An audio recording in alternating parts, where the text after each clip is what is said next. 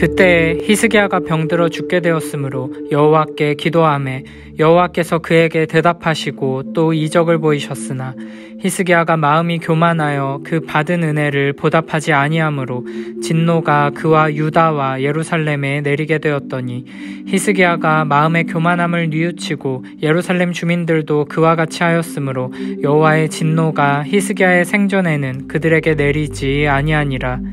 히스기야가 부와 영광이 지극한지라. 이에 은금과 보석과 향품과 방패와 온갖 보배로운 그릇들을 위하여 창고를 세우며 곡식과 새 포도주와 기름의 산물을 위하여 창고를 세우며 온갖 짐승의 외양간을 세우며 양떼의 우리를 갖추며 양떼와 많은 소떼를 위하여 성읍들을 세웠으니 이는 하나님이 그에게 재산을 심히 많이 주셨음이며 이 히스기야가 또 기온의 윗샘물을 막아 그 아래로부터 다윗성 서쪽으로 곧게 끌어들였으니 히스기야가 그의 모든 일에 형통하였더라. 그러나 바벨론 방백들이 히스기야에게 사신을 보내어 그 땅에서 나타난 이적을 물을 때에 하나님이 히스기야를 떠나시고 그의 심중에 있는 것을 다 알고자 하사 시험하셨더라. 히스기야의 남은 행적과 그의 모든 선한 일은 아모스의 아들 선지자 이사야의 묵시책과 유다와 이스라엘 열왕기에 기록되니라. 히스기야가 그의 조상들과 함께 누움에 온 유다와 예루살렘 주민이 그를 다윗 자손의 묘실 중 높은 곳에 장사하여 그의 죽음에 그에게 경의를 표하였더라. 그의 아들 므낫세가 대신하여 왕이 되니라.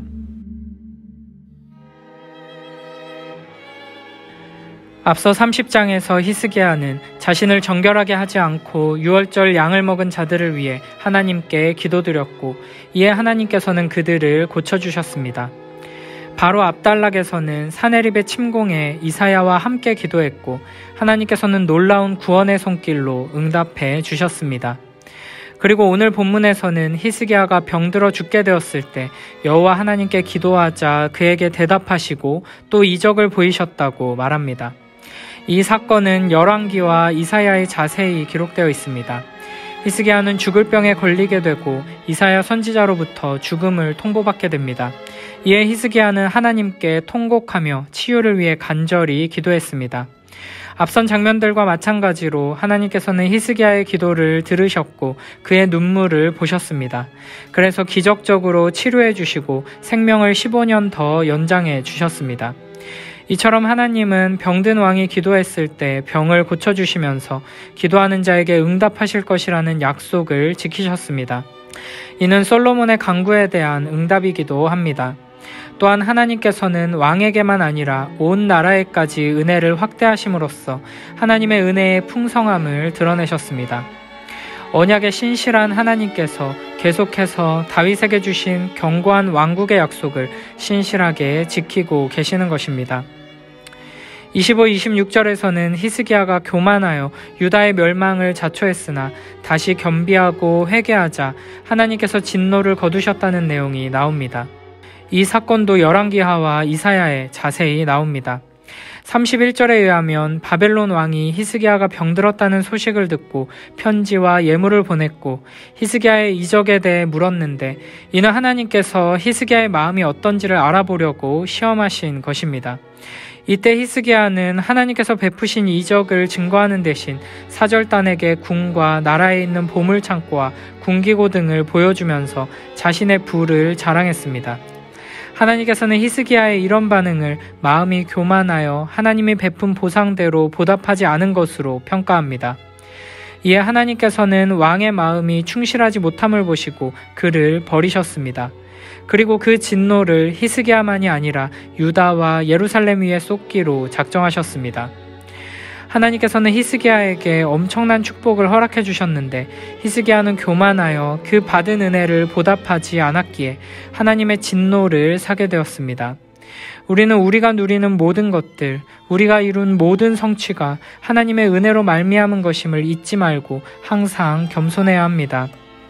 나의 노력으로, 나의 충성으로 이룬 것처럼 보이는 일도 결국에는 하나님께서 나를 사랑하셔서 하나님을 알게 하시고 하나님의 말씀대로 순종하게 도우신 것이기에 모든 영광을 하나님께 돌리며 감사해야 하는 것입니다.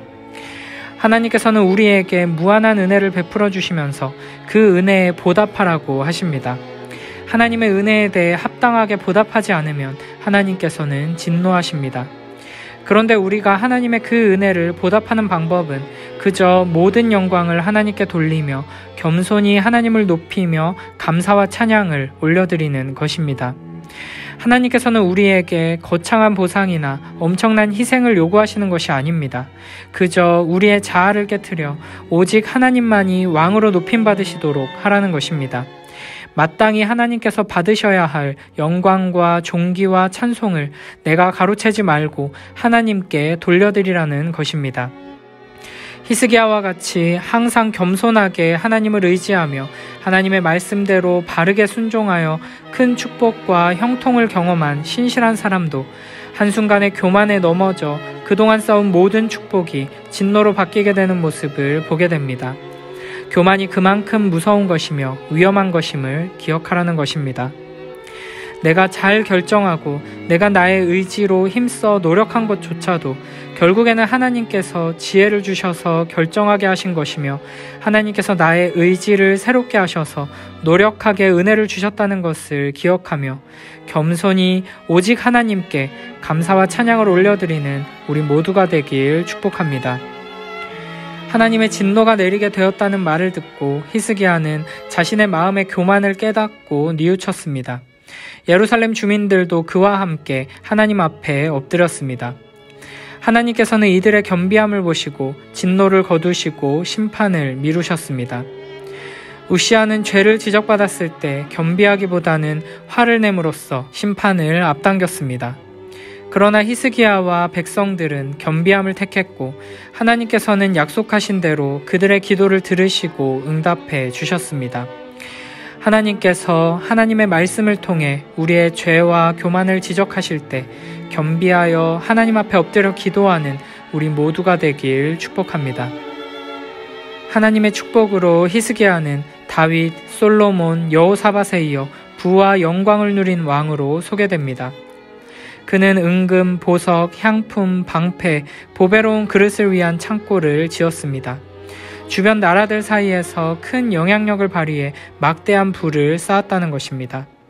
그리고 곡식, 세포도주, 기름을 위한 창고도 만들었습니다. 이 세 가지는 이스라엘 땅에서 나는 대표적인 산물들로서 하나님께서 이스라엘 땅에 큰 축복을 내려주셔서 풍요롭게 되었다는 것입니다. 그리고 온갖 짐승의 외양간과 양과 소떼를 위한 성읍을 만들었습니다. 이는 물질적인 풍요로움을 의미할 뿐 아니라 하나님께 매일 올려드리는 제물들이 풍성하다는 것을 보여주면서 하나님과의 관계가 바로 서고 영적으로도 풍요로운 상태라는 것을 보여줍니다. 히스기야는 예루살렘 성 밖 동편의 기온샘을 막고 그 물을 다윗성 서쪽 실로암목까지 끌어들이는 수로를 만들었습니다. 이는 성의 원활한 물 공급을 보장하면서 전쟁 시 성 밖 적군의 물 공급을 끊는 기능을 합니다.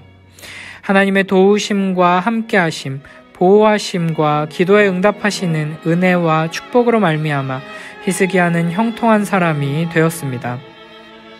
32, 33절은 히스기야 기록의 마지막 부분입니다.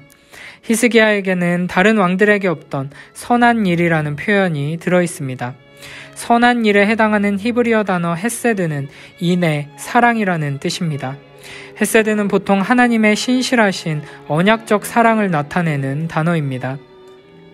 히스기야는 하나님의 헤세드 사랑에 대한 합당한 반응으로 하나님을 그 언약 안에서 신실하게 사랑한 사람이었습니다.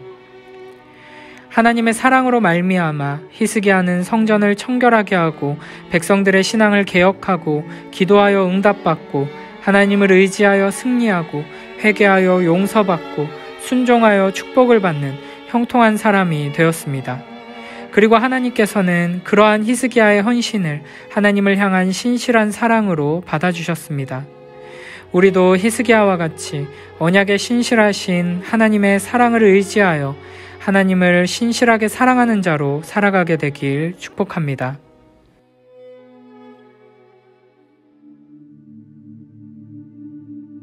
이때 히스기야 왕이 병들어 죽게 되었다.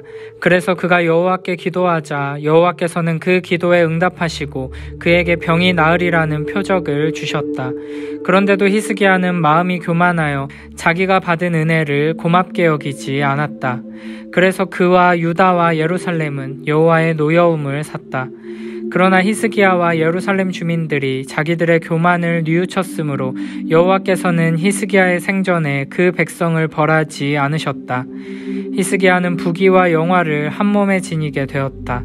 그래서 그는 금은 보석과 향품과 방패와 그 밖의 모든 소중한 물건들을 넣어둘 보물 창고를 짓고 또 곡식과 새 포도주와 감람기름을 넣어둘 창고와 짐승의 외양간을 지었으며 양떼와 소떼를 가둬놓을 우리를 만들었다. 이 밖에 하나님이 그에게 많은 재산을 주셨으므로 그는 수많은 소떼와 양떼를 소유하였고 또 성들도 많이 세웠다. 그리고 히스기야는 기온 윗샘의 물을 막아 수로를 통해 그 물을 예루살렘의 다윗성 서쪽으로 끌어들였다. 이와 같이 히스기야는 하는 일마다 성공하였다. 그러나 바빌로니아 사절단이 와서 그 땅에 일어난 기적에 관해서 그에게 물을 때에 하나님은 히스기야를 시험하여 그의 진심을 알고자 그를 떠나신 적도 있었다. 이 밖에 히스기야 왕이 행한 모든 일과 그의 업적은 아모스의 아들인 예언자 이사야의 환상을 기록한 책과 유다와 이스라엘 왕들의 역사책에 잘 기록되어 있다. 히스기야가 죽자 유다와 예루살렘 백성들은 그를 왕들의 묘 중에서도 높은 곳에 장사하여 그의 죽음에 깊은 애도의 뜻을 표하였다. 그리고 그의 아들 므낫세가 왕위를 계승하였다.